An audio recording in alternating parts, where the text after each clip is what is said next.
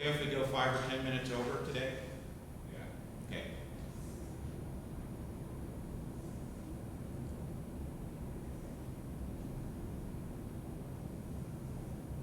All right. I believe we're live. Welcome to Science Sunday, May 2020.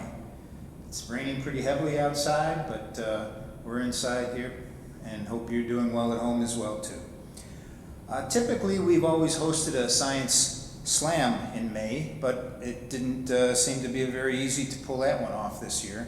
So, and Scott needed this time for his final origins talk as well, so that's working out pretty well.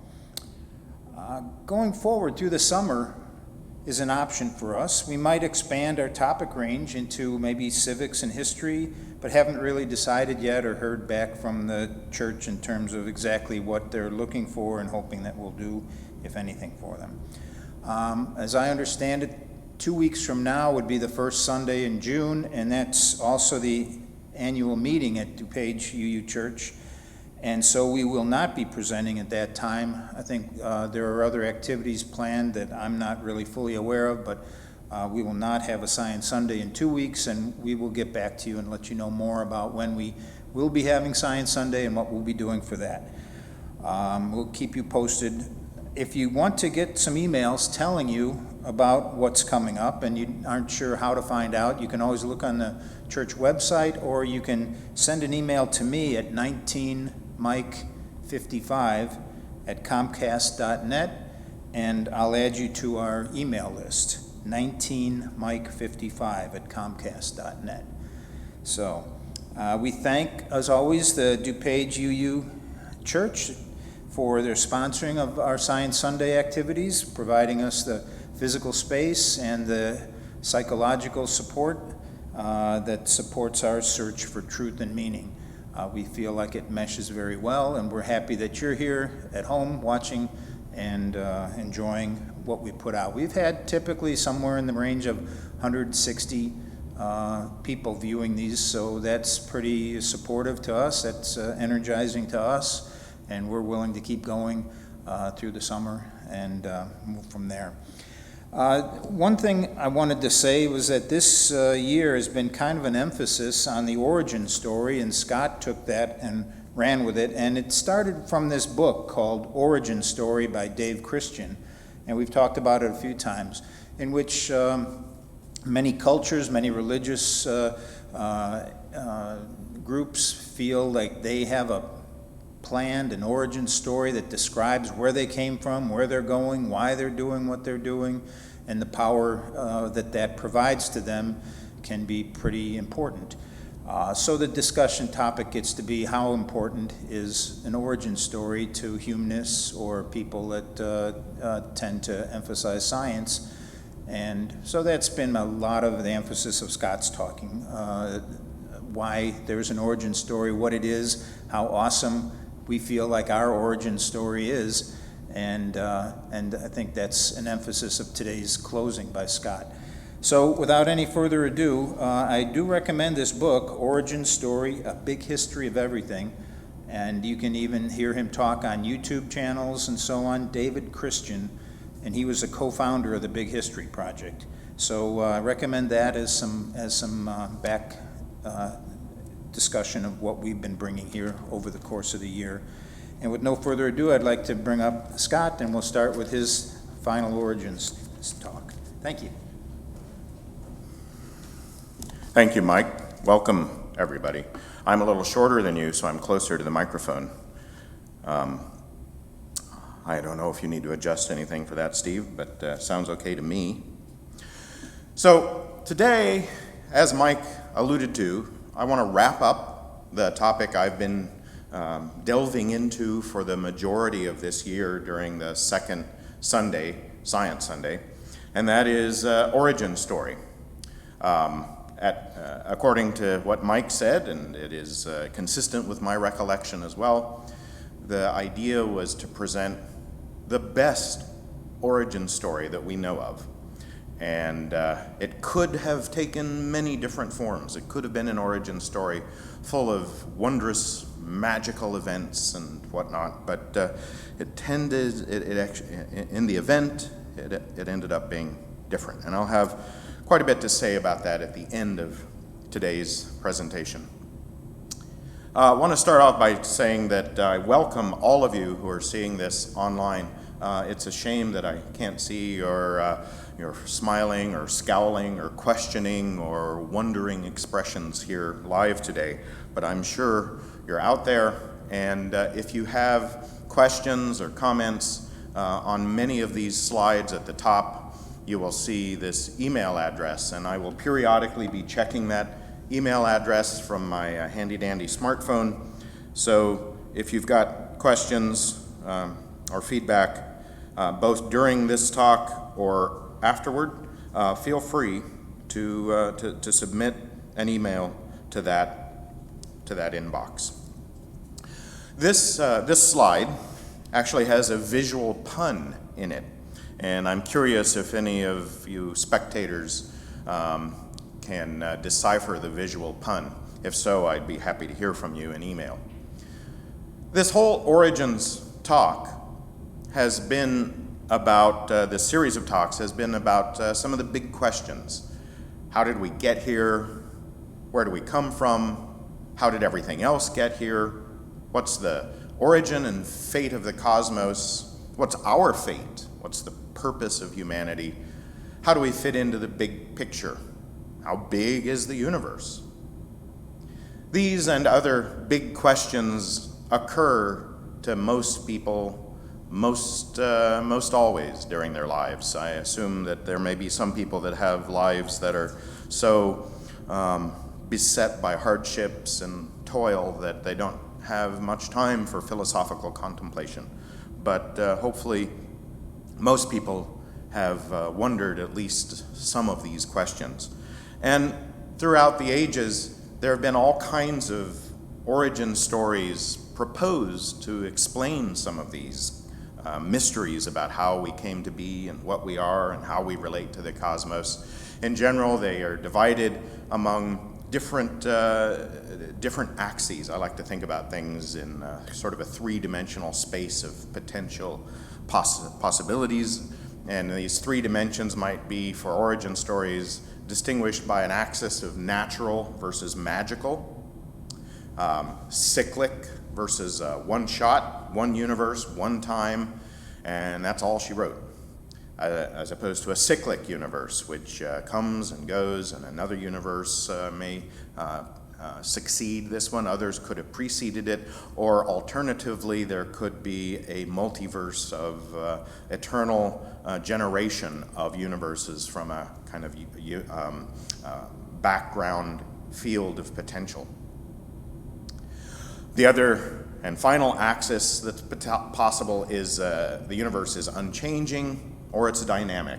Many ancient thinkers believed that seasons come and go, but seasons have always come and gone, back into the indefinite past and continuing into the indefinite future. So this idea that the universe is largely unchanging, repeating the same general pattern time after time, or that it's dynamic, that it goes through phases. Physicists might even say phase changes. And these three dimensions sort of define a plausible space for pinning one or more creation or origin or mythic tale about how we and everything else came to be. A common tale that many of us in the Western civilization are familiar with is the tale told by Genesis. Gets some things right according to what science has subsequently discovered, and gets some things wrong, like the notion that birds and fish came into being at the same time. Birds were a very late comer to Earth compared to when fish first swam through the oceans. Many creation stories propose that there's some kind of designer or a grand design. Could be a single god, could be many gods, could be the strife between chaos and order, between light and dark, between creation and destruction. many different possibilities have entered into people's minds about how something could have come about that is as wondrous and varied and spectacular as the natural world we see around us. Some early attempts at addressing this problem tried to take a more analytical approach. And this is where we get the sciences of astrology and alchemy. And there's deep ties between these two systems of inquiry and speculation. Alchemical symbols, I've talked about in the past, recognize that there are 7 unique heavenly bodies scattered amongst the stars. There's the sun, the moon, Mars, Venus, Mercury, Jupiter, and Saturn. That's 7 things. And this number 7 creeps up again and again in myth and in cultural traditions. We have 7 days in the week, the 7 wonders of the world, 7 seas, which if you try to find them on a map, it will be impossible to do. But in any case, these ties between numerology and alchemy and astrology constitute a kind of metaphysical view of the world that was pseudo-scientific. It wasn't backed up by a lot of evidence. Rather, it was the concoction of imaginative minds.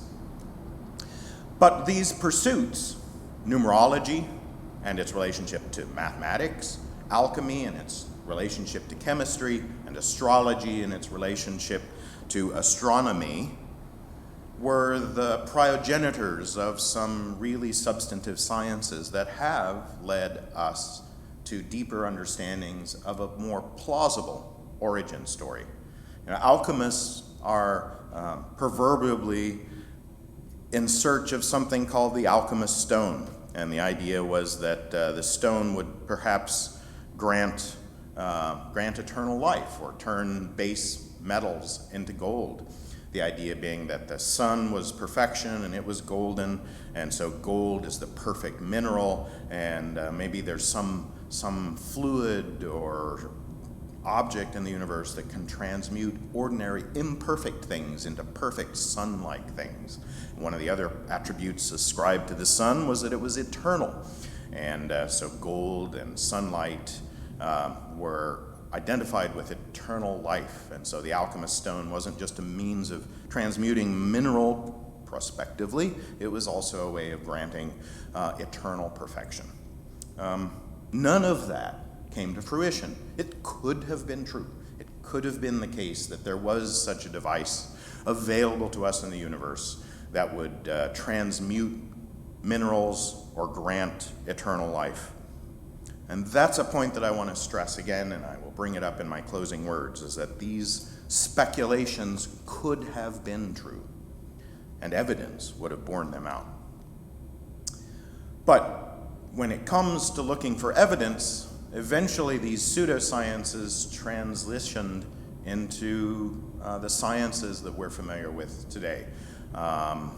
Isaac Newton was not necessarily the first scientist, but he's the exemplar scientist in the 17th century who applied mathematical logic and critical thinking to understand many natural processes, not least of which was the propagation of light and the machinations of gravity.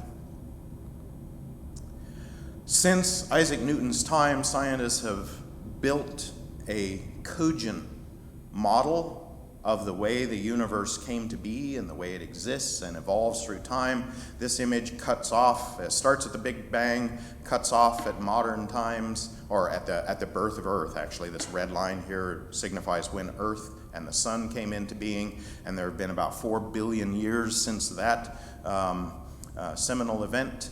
And here we are at the end of this cone, this yellow slice through this time-like picture of the history of the universe. You'll note that the shape of the universe has a kind of saddle-like shape. This implies the continued expansion of the universe, as well as the fact that its rate of expansion seems to be increasing. That's due to dark energy. But I talked a little bit about this. I talked about how the Big Bang did not start in an infinitesimal point, which is a misconception that you often hear about in popular science books and media. There's evidence in the cosmic microwave background that the initial conditions of the hot early universe were not conditions consistent with an infinitesimally small point. It's a very small point, smaller than a period on a printed page, but not infinitesimally small. From those kinds of speculations and a plausible extension of what we've learned from things like particle physics and molecular physics, as well as nuclear chemistry, there's been this idea that there was a primordial field, kind of like the Higgs field that you might have heard about in the past few years, and that this primordial field constituted a source of potential energy, and it went through a phase change when it expanded and cooled, and this phase change generated particles that subsequently decayed into things like protons and electrons. Nobody has seen the so-called inflaton particle. Some scientists speculate that it might be a kind of Higgs particle, but that is very much undetermined at this point. But in any case, some potential energy field, which can be arbitrarily dense and arbitrarily compacted, expanded to the point and cooled off to the point where it shattered into an ocean of protons and neutrons that formed the first primordial Big Bang generated elements of hydrogen and helium. This is called cosmological or primordial nucleosynthesis. And then a few minutes later, electrons congealed out of the shattering energy field. And electrons and protons found a sort of mutual attraction and became hydrogen atoms. And all of this has been uncovered in the past century or so. Georges Lemaitre, if I said that correctly, was I believe a Belgian priest and astronomer, astrophysicist, and he was instrumental in applying Einstein's ideas of E equals mc squared, along with some other famous physicists, Fred Hoyle and many others. But they applied this idea of E equals mc squared, which Einstein had discovered, unlocking one of the deepest secrets of nature. And by applying that to the conditions inside of the highly compressed, incredibly hot cores of stars, they discovered a way that stars could, through nuclear fusion, generate energy. And stars expand and contract, they heat up and they cool, and in the process they generate from the primordial hydrogen and helium the other elements that we see abundantly in the universe or rarely in the universe. These stellar processes were all possible because of the mutual interaction of the four basic fundamental forces of nature: the strong nuclear force, the weak nuclear force, and then the more commonly known gravity and electromagnetism. Of those forces, only gravity and electromagnetism are long-range forces. And electromagnetism, as you likely know, comes in two flavors. Electric charge has a positive and a negative charge, and in most contexts in nature, the positive and negative charges balance out. So although electromagnetism is a long-range force, electrical forces between objects tend to be pretty trivial or non-existent, whereas gravity is a force that is generated by all forms of matter and energy. As far as we know, there's no such thing as negative gravity or repulsive gravity.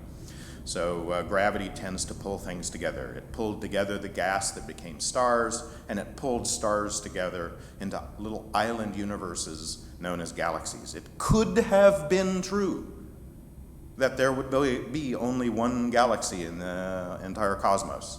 There's no a priori reason to suspect that the conditions of the early universe were such that billions and trillions of galaxies were generated. It's a surfeit of galaxies that seems unreasonable if, in fact, humanity and human origins were the focus of all creation.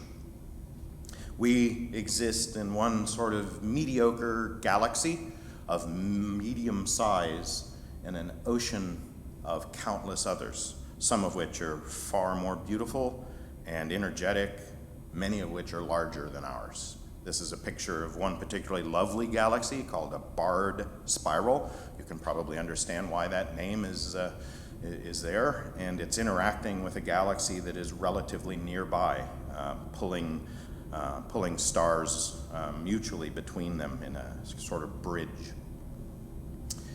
In any case, the leftover detritus from the formation of stars could include some heavier elements, like silicon and carbon that had been formed in prior generations of stars, and eventually much of this material, including mostly, and surprisingly, oxygen. Oxygen is the most common material that constitutes the rocks of Earth, in the form of silicates and whatnot.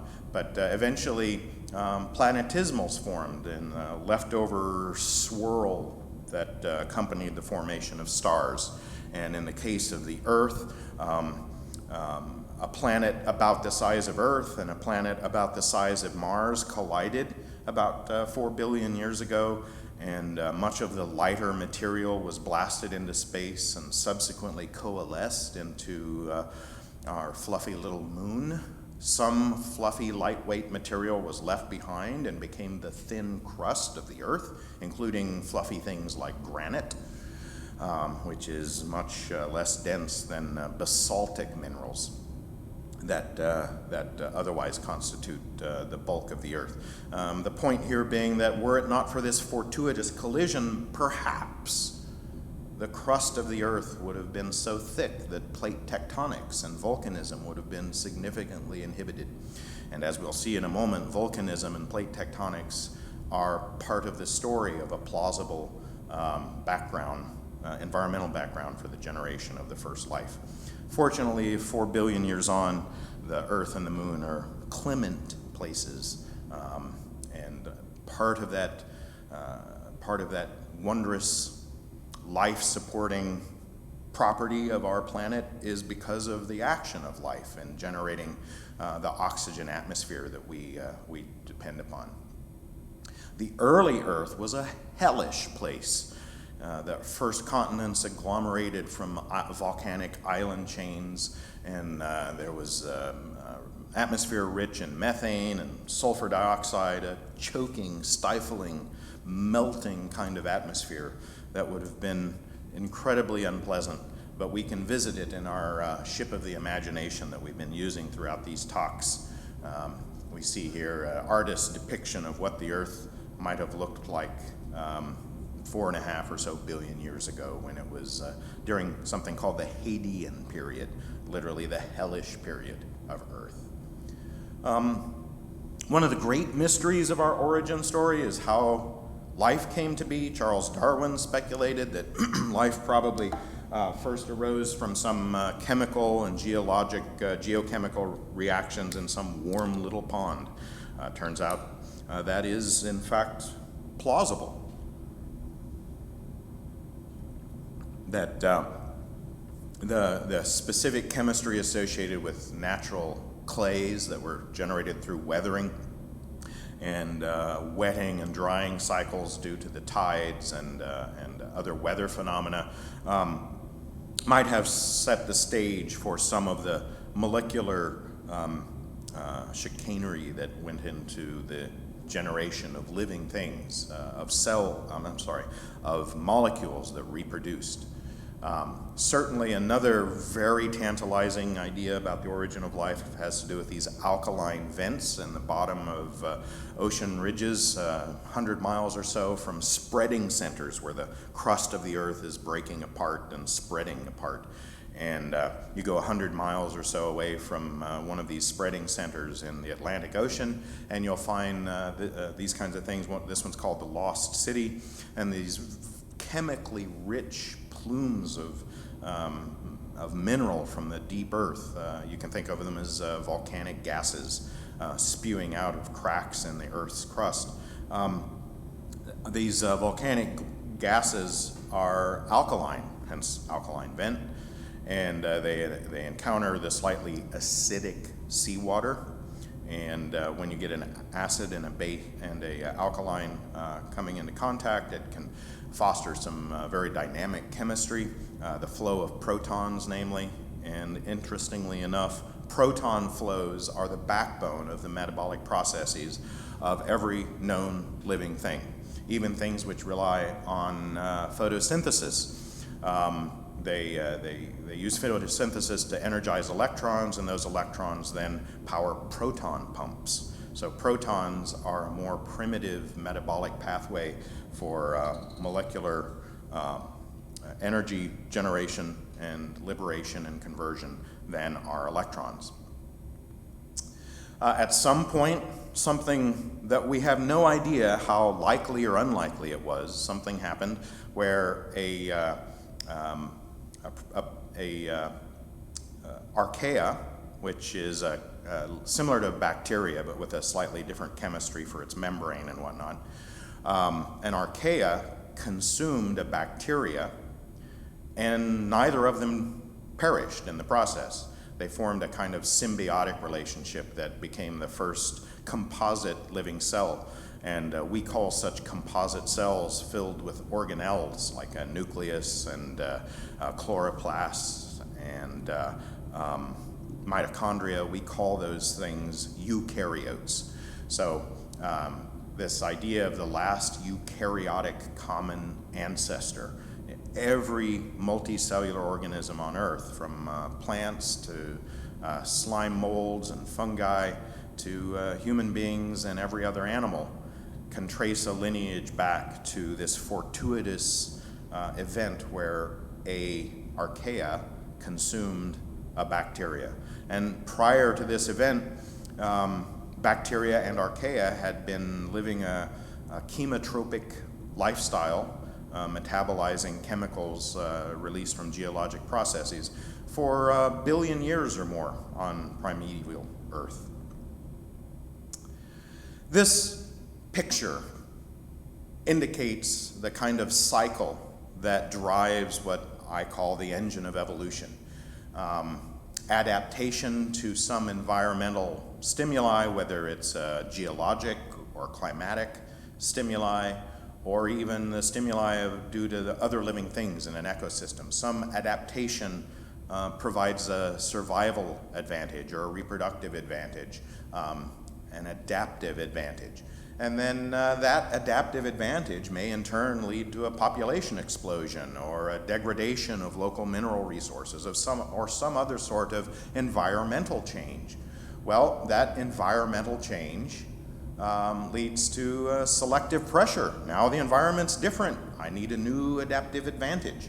And this cycle happened both at a molecular level for the first molecules that were self-replicating, and continued to the point where cells became self-replicating and eventually multicellular creatures. It's the same engine. It's the same simple concept reiterated over billions of years and numberless species. Speaking of numberless species, I think this is Mike Winter's favorite critter, Anomalocaris. Some debate about whether it ate trilobites or other food sources in the Cambrian oceans, but this critter is no longer around. Like most of all the living things that have ever existed on Earth, it's gone. And it existed millions of years ago. This thing existed about 500 million years ago. But since Anomalocaris, evolution has continued on its merry way, inventing, through the process of adaptation and natural selection, all kinds of crazy critters like the ones pictured here. And even us, perhaps the craziest of all sorts of critters. This is the encapsulation and the summarization of the origin story that I have told over the past several months. Now, I would like to read for you some excerpts from my writing Some of this appears in the first chapter of my first book that will be published by the American Humanist Association whenever their Humanist Press gets up and running again.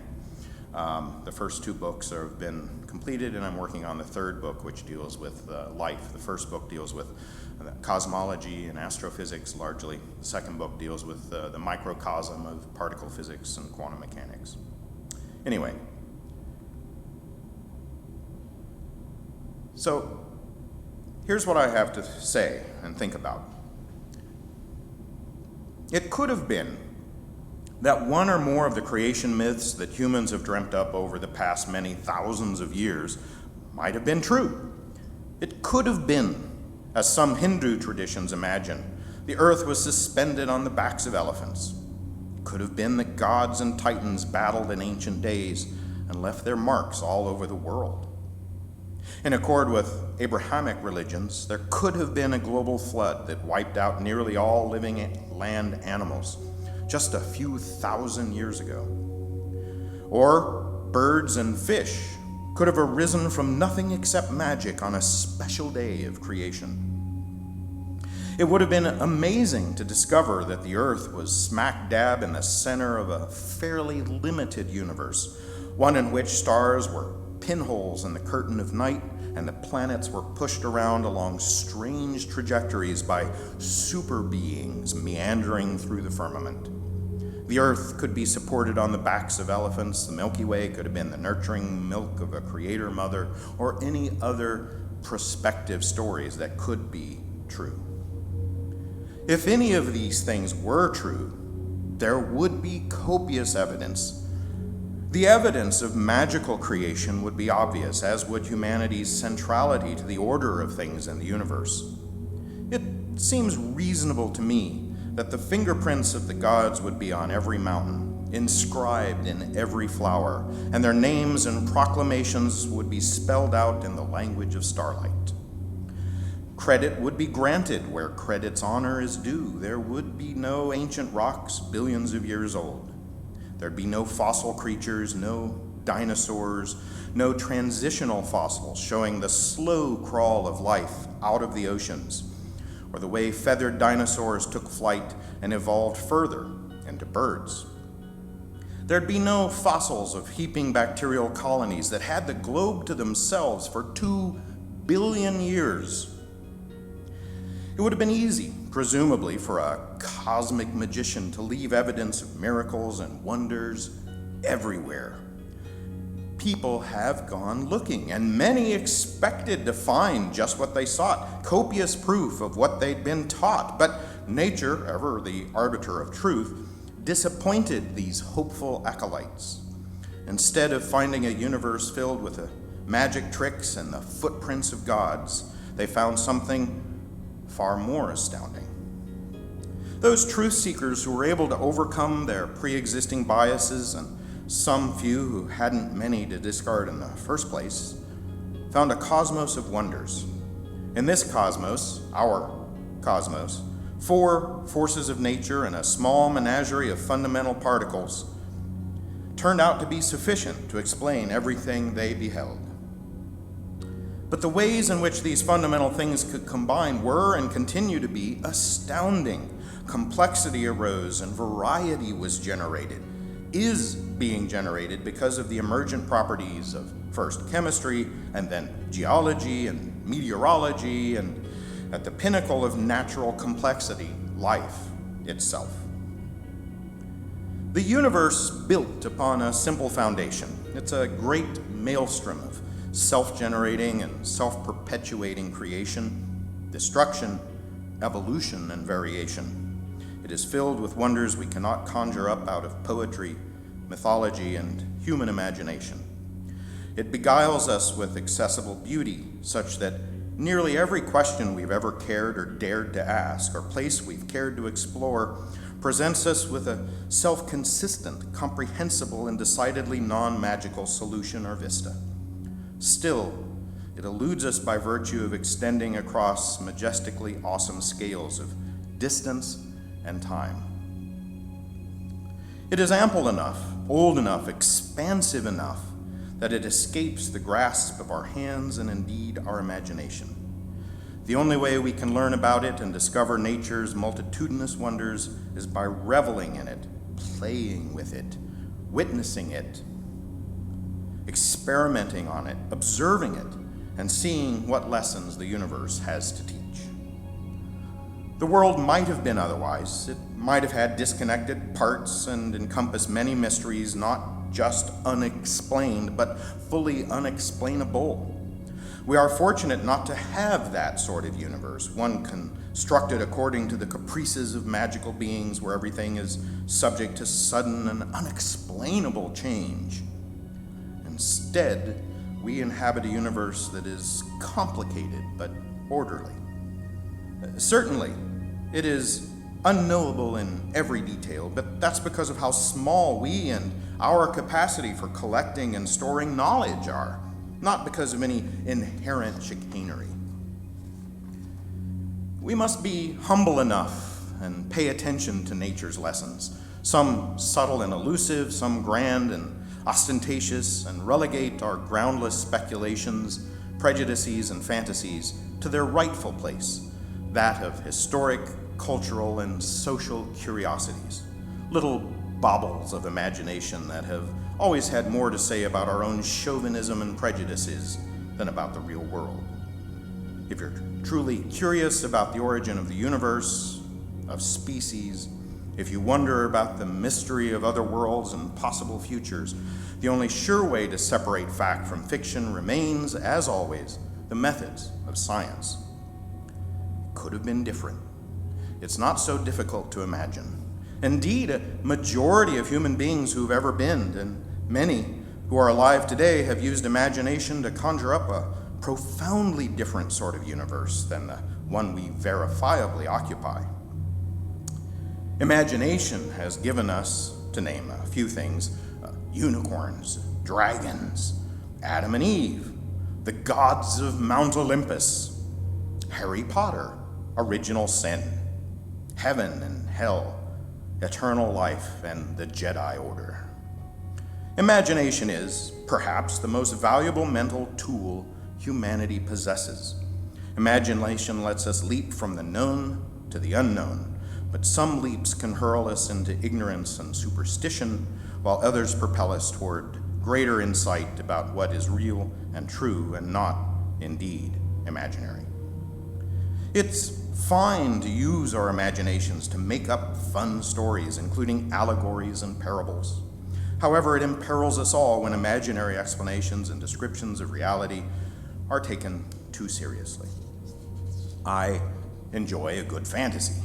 I love tales of space exploration, alien contact, wizards, magic spells, and so on. Such tales can be great vehicles to make us think about our values, our limitations, our prejudices and conceits, our capacities for love and perseverance, and in some cases, our possible futures. But I know that many such tales are just wishful thinking. I know a story, though, about the genesis of planet Earth. I know where the stars come from and what they are. I know a plausible story concerning how stardust became life.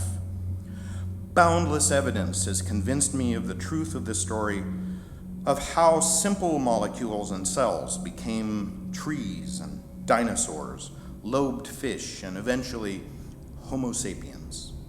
I understand the appeal of alternative stories that cast humanity in a lead role on a cosmic stage, that pretend we're the pinnacle of creation and entitled to dominion over the earth and even the stars.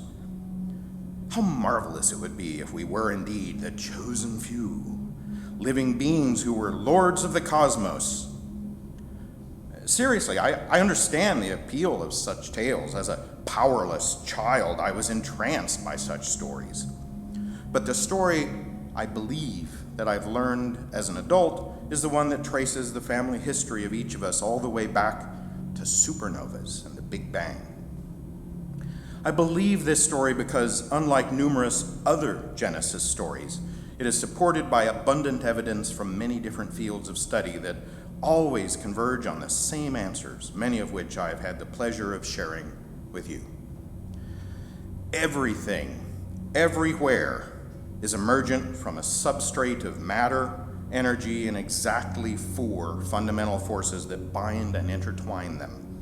There's not a hint in deepest space or the innermost atom or any place in between of any other force or property beyond these things, dark matter and dark energy accepted, although the impact of those on our daily lives is negligible. Most importantly, no violation of the most fundamental rules of nature has ever been clearly demonstrated. In other words, magic is not real.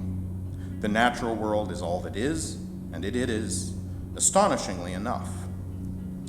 And it is comprehensible, which is perhaps the most astonishing thing of all, to paraphrase Albert Einstein. The story of our origins is, in my opinion, the greatest story ever told. It's a story that humanity hasn't simply invented, but has uncovered. We've sleuthed it out by being attentive to what nature has to teach us. From giant telescopes to particle accelerators the size of cities, from biology labs to geology field trips, every bit of evidence that's ever been uncovered reveals part of a big, self-consistent, awe-inspiring origin story. It's a puzzle we're still putting together, but we know immeasurably more about what's real and true and possible than during any prior epoch in human history. We should celebrate this story and recognize the titanic effort, the human effort that has gone into putting it together, piece by piece, decade by decade, meticulous discovery by discovery. Other origin stories pale by comparison, for all their poetic and emotional appeal.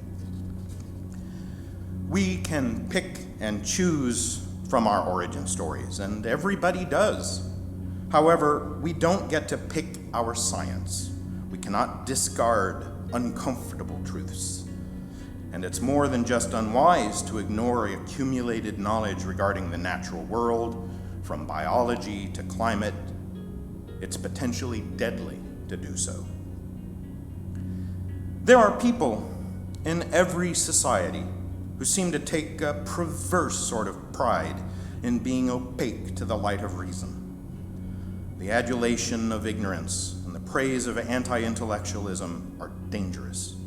These traits and behaviors don't just endanger further progress, they may portend the rejection of what is already known and a retreat back into the dark thicket of frightening superstition and bewilderment. Humanity has worked strenuously to achieve the knowledge we now possess. In the pursuit of an honest understanding of reality, we've had to give up prejudices, superstitions, intuitions, and wishful thinking. It takes courage, humility, and in equal measure to face reality on nature's own terms. We should revel in what we have learned and be heartened by what we can do. We should never give up the pursuit of knowledge, nor should we throw up our hands and surrender to unsolved mystery. Most importantly, we should not imperil our future by willfully ignoring the hard lessons about reality that science has already uncovered. Many people argue that science is only one way of knowing. Well, if we're talking about anything whatsoever that is real and possible in the universe, then science is synonymous with the only kind of knowing that is accurate and trustworthy. No real thing is beyond the purview of science.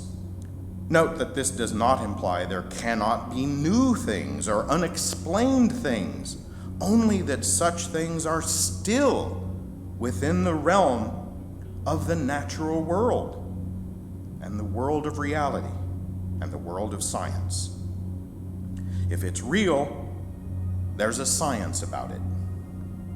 This includes purportedly real things like spirits, ESP, gods, and UFOs and whatnot. If such things are real, they're the subject of science. If models and explanations are currently lacking, it doesn't make scientific inquiry regarding something currently unexplained irrelevant. Science encompasses everything we know about everything whatsoever, and it's the best we can currently do for an explanation. If occasionally we need to adjust what we know or enhance our explanations, that's wonderful and expected as a part of science. To assert that some real thing lies beyond science is exactly the same as asserting that that thing is not real at all. Evolution has equipped our brains with phenomenal gifts for creativity, imagination, and generalization. These capacities can be used to understand the world, and they can be used to invent new things within it. We, thinking beings, have dreamed up new machines, music, all kinds of art, architecture, novel chemical compounds, social conventions, economic systems, and moral codes, just to name a few categories of innovation. These same mental skills can also lead to self-delusion, even mass delusion. We can bring forth from nothing more than thought imaginative and complex fantasies. Sometimes this is for fun. Sometimes it has deadly serious consequences.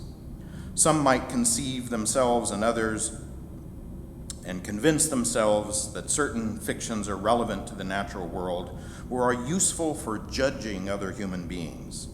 People can and have imagined that the world progresses according to the whims of benevolent spirits or malicious sprites. Others think that perhaps our destinies dance on strings tied to distant planets. Some think that one person can curse another, or that failure to follow the correct ritual can imperil whole communities. Some cultures have fervently believed that Earth rests on the back of a turtle, and others that the Milky Way is the breast milk of a goddess. Many believe that children inherit culpability for the moral transgressions of their parents or grandparents, and so on, and that these people should be punished accordingly.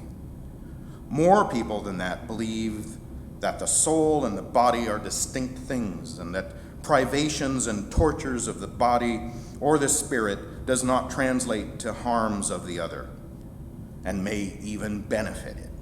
Again, science belies this belief. We are unitary creatures, complex and beautiful beings, briefly assembled from atoms forged in ancient stars. We are worthy of being nurtured and cherished, if not by an indifferent cosmos, certainly by one another. Our ability to dream of explanations is practically endless. Evidence for this surfeit of fantasies is easy to find in the dusty dogmas of extinct religions, and it lurks still in folk tales and some extant ones. How is one to pick and choose among these gods, among these putative explanations for what is real and true and how it came to be?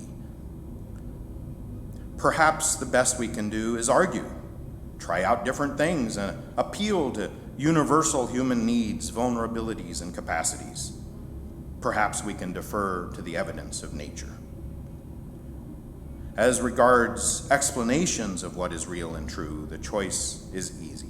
We can use, and we must use, science.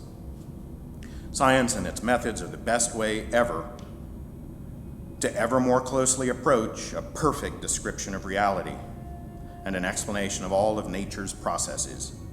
Science is the best not because it's my personal favorite. I didn't start out a fan of science. I started out a person wanting to be a minister. But because of the evidence that I encountered, I changed my beliefs. And it wasn't due to some whim or some ruling of some committee. It's the best because it's the methodology that values perfection and fidelity to truth above all else. This means that science can find errors and correct them. It means that unlike dogma, it is open to criticism and revision. As a process, it welcomes these things, although individual scientists, being human beings, can be thin-skinned when it comes to criticism of their ideas. Science institutionalized the idea of progressing towards ever greater fidelity in our descriptions of what is real and possible. In all cases, this fidelity is assessed by virtue of observation, experimentation, and assessing the consistency or consilience between and within scientific models of reality. When it comes to what's real, science is the only viable path towards knowledge. During the long childhood of our species, myths were the best anybody could do to explain the world, the stars, and how people, tribes, languages, and moral conduct came into being. These stories were invented during the long eons when people were afraid of things that go bump in the night. These ancestors worried about so many things, they made up things to worry about, like pixies and gremlins, demons and curses, prayers and wrathful or capricious gods. It's long past time that we put these make-believe stories behind us. We can appreciate them as literature, prosaic writing, and lofty poetry. We can recognize within them universal, timeless truths about human nature, about jealousy, greed, vengeance, benevolence, hope, and kinship. But these tales dreamed up by our forebears are dangerously inadequate regarding the perils and possibilities of the natural world, especially the wider cosmos extending across distances of time and space that are inaccessible to our innate senses. They say nothing useful about the nature of stars, the causes of natural disasters, or the origins of life, and few of them talk about the moral equivalency and cherished nature of every individual human being. The origin stories told in old books and traditions devised during the childhood of our civilization are unhelpfully, misleadingly wrong. The origin story learned from studying the book of nature is infinitely better and provably truer. Now, I'm going to end, perhaps surprisingly, with a quotation from a book of myths. These myths, like all good fiction, contain some perceptive insights into human nature. Anyway, here are some of my favorite words from that book. When I was a child, I talked like a child. I thought like a child. I reasoned like a child. When I became an adult, I put the ways of childhood behind me. Thank you.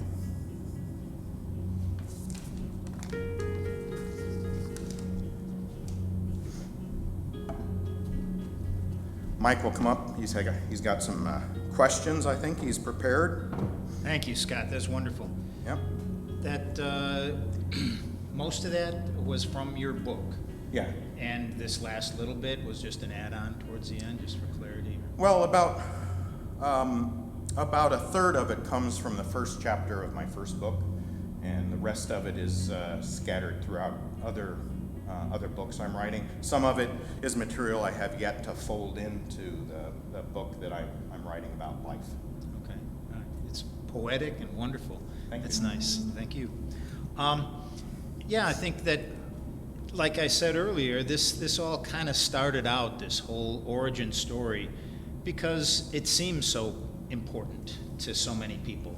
I met with some friends yesterday and talked with them and asked them. They have a Christian evangelical tradition, and I talked with them about it. And the stories and the ways people look at the world are very critical, very important to them. And it was interesting to hear how they looked at it. They felt like their tradition was important. It honored their parents and the way they were brought up and so on. And so it's a powerful thing. And it also seems like it's endemic in the human spirit. I was wondering what you thought about that. Yeah, I think the need to have some kind of origin story is just a part of human nature. You know, I saw some of your questions beforehand. I had the time to think about them. I hope nobody believes that that's unfair, that I had time to prepare. But, thinking about this question, I'm reminded of the fact that I personally am adopted. So I have no family history, right? My adoptive father had an ancestor that signed the Declaration of Independence. And to me, that is remarkable. I would have been delighted to have been a descendant of such a noble person. But I have none of that. I have no family history. And I trace my love of history back to that deficit. Now, it may or may not be true. Our psychologies are complex. I can't prove that that's why I'm interested in history. But the compulsion to understand my history, to understand where I came from, also led me to get a genetic test to find out that I'm like 98% Irish, right?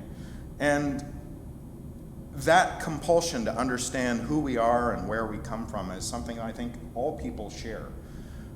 I think it's an extrapolation of our ability to question and to understand cause and effect in general, right? I'm an effect. The cause was my parents. Aristotle talks about four different kinds of causes, proximal and efficient causes and whatnot. But from a more generic standpoint, I think we all wonder about the causes that led to the effect of our being. And if you take that sentiment far enough back, you wonder about the first parents. And it turns out science tells us our first parents weren't a particular human, male and female, that mated.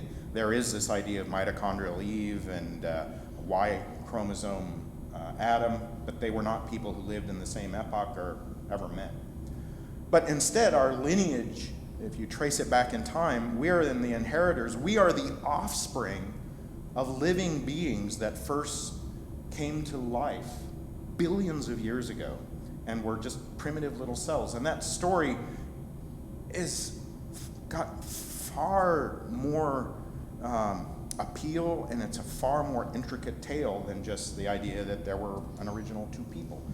So we all search for those answers, and the further you dig, the more you can uncover about it. Yeah, that brings up a lot of thoughts and questions too. I'm cognizant of the immeasurable amounts of time that are involved in the story that you tell and that we tell about our origins. And the human brain didn't evolve to have the capacity to really even understand those amounts of time, to understand the flow of the tectonic plates, to talk about a last universal common ancestor, Luca, that it may not have even been a living thing, may have been like something that was inside rocks and had this capacity to reproduce and to respirate and so on. Right. Yeah, we have a tendency to want to draw hard and fast boundaries around categories. I talk about this in the first chapter of my first book. And nature is stubbornly resistant to having clear boundaries drawn around some things, like what is life versus non-life. Is a virus alive? I don't know. Is a seed alive? These kinds of questions I think are the imposition of a kind of human bias to draw clear distinctions between one kind of thing and another. At some point in the distant past, there were replicating molecules. Were they anything like the cells we see 4 billion years later on Earth? Not a chance, right? So we and every microbe and every other living thing on this planet are all the descendants of a chain of life that has successfully emitted tendrils through 4 billion years of history. But you can't imagine that people sitting around a campfire in Australia, tens of thousands of years ago, or people growing up in the Fertile Crescent, 6,000 years ago, could explain the world using those terms, right? Oh, absolutely. They were trying to explain and understand their world just as we try to explain and understand our world. And I've always felt like the comparison between many aspects of religion and science are attempts to explore and explain the world. And if you have no science, no scientific history, no scientific methods, no scientific data, you still need to explore and understand your world. They still have the compulsion. Right. There's the compulsion is there, and the need too to understand your world, to understand why a child died. Why did an earthquake happen? Right. Did I not offer the correct sacrifice to the correct God? I mean, Right. And who is the powerful person in our group that can help me Right. when someone's sick? And That's how do not- they do that, right? I don't ever mean to denigrate people who came up with these ideas, right? My heart goes out to the lost generations of human beings who didn't have the tools, the vocabulary, the legacy to better understand the natural world. They were smart people, creative people, desperate people trying to eke out a living and protect their families. And they did the best they could. But we can provide answers that are more cogent and clearer and give a better explanations than they ever could.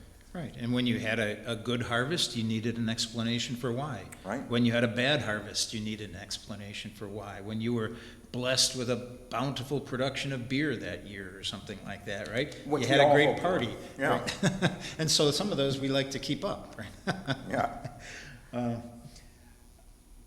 So the origin stories need to be true is some of my question about that. You know, you talk a lot about truthfulness, and you take this veracity and this background of it as it's the best story because it's the truest story, right?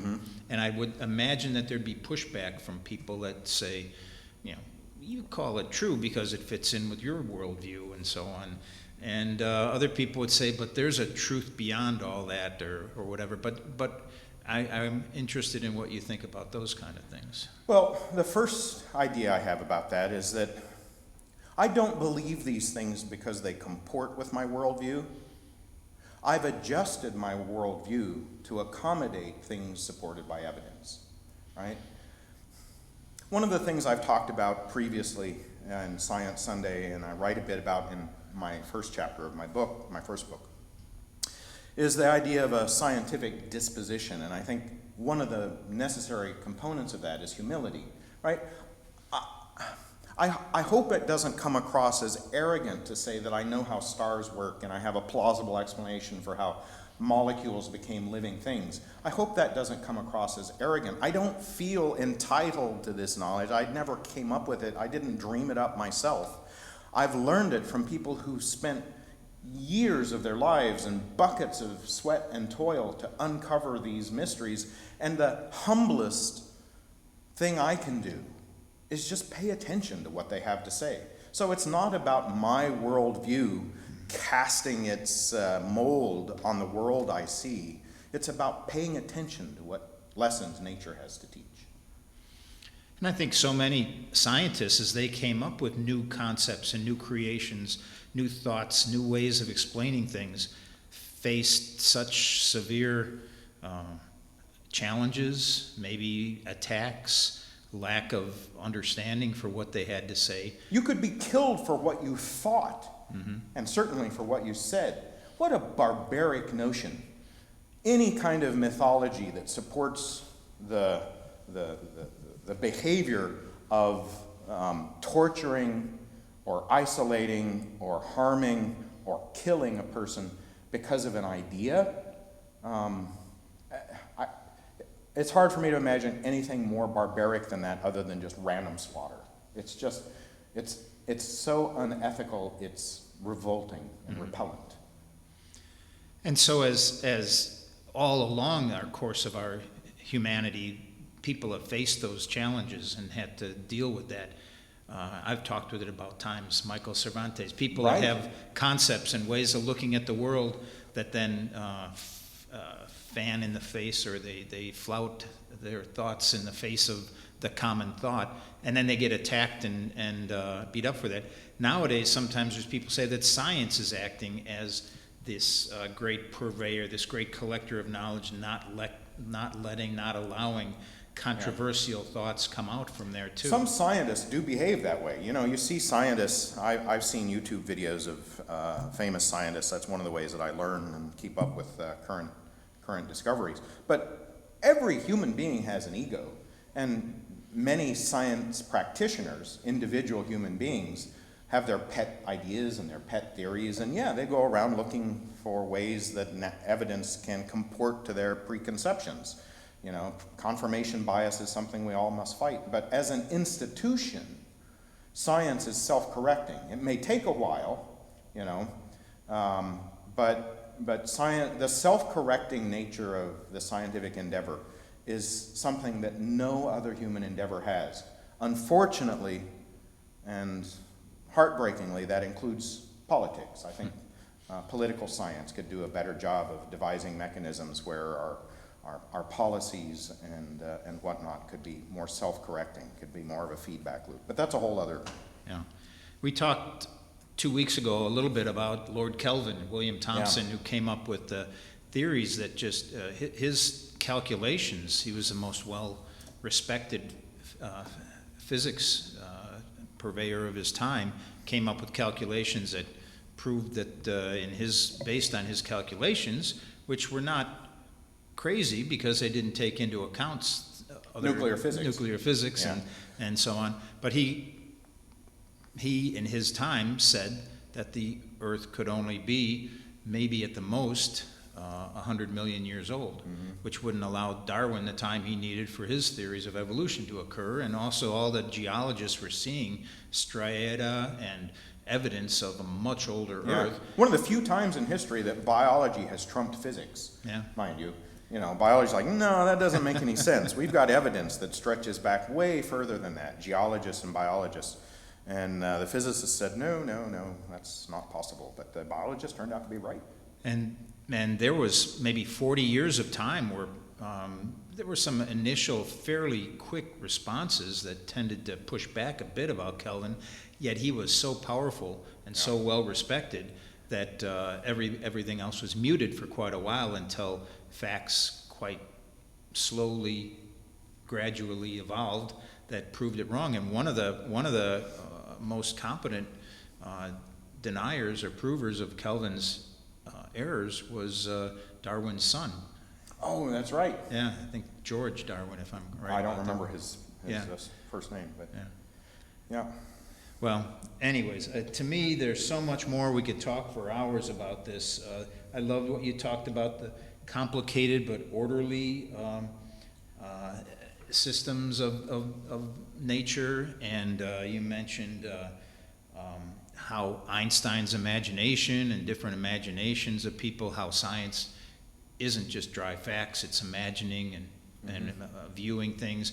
I know the famous story of Einstein saying he invented or he discovered relativity riding in a bus back home from work. Thinking about a train ride and whatnot. Yeah. So much to say. You did allude to a hidden meaning in that slide at the beginning of the towers, and I'm not sure that came out. I don't know if anyone responded to that or. Because I'm recording the timings on this slideshow, I'm not going to go back to that first slide, but you can rewind the video afterwards and look at it. That image in the background is an astronomical nursery where new stars and solar systems are being born as we speak. And astronomers have given it a poetic name. They call it the Pillars of Creation. So I thought it was an appropriate image to have at the start of a talk about our origins. Okay, all right, great. Well, thank you so much. It was enchanting, it was wonderful, poetic, beautiful. Thank you so much. Thank you, those of you online. I got one question online. What's the titles of our, what will be the titles of my books? The series is called the Quest series, after the series of lectures I gave several years ago. And the subtitle of each book, I'm still fiddling with it. It may be that the subtitle of the first one is the Cosmos, the origin and fate of the cosmos. Maybe the subtitle of the second one will be the microcosmos, and the third one might be life, but could extend beyond 3 volumes as well. We'll know, and I'll let everybody know when I'm closer to publication date. I've been told by the Humanist Press that they're waiting for a volunteer editor-in-chief to sign on board so that they can start the presses again. But thank you for asking. Thank you for attending and being attentive. This email address that I have displayed on this slide and others is one of the email addresses that I get mail at, and you can ask questions subsequently, or you can put comments and questions in the YouTube video. Thank you again. Stay safe and healthy, and today, dry and comfortable. Great. Bye. So long.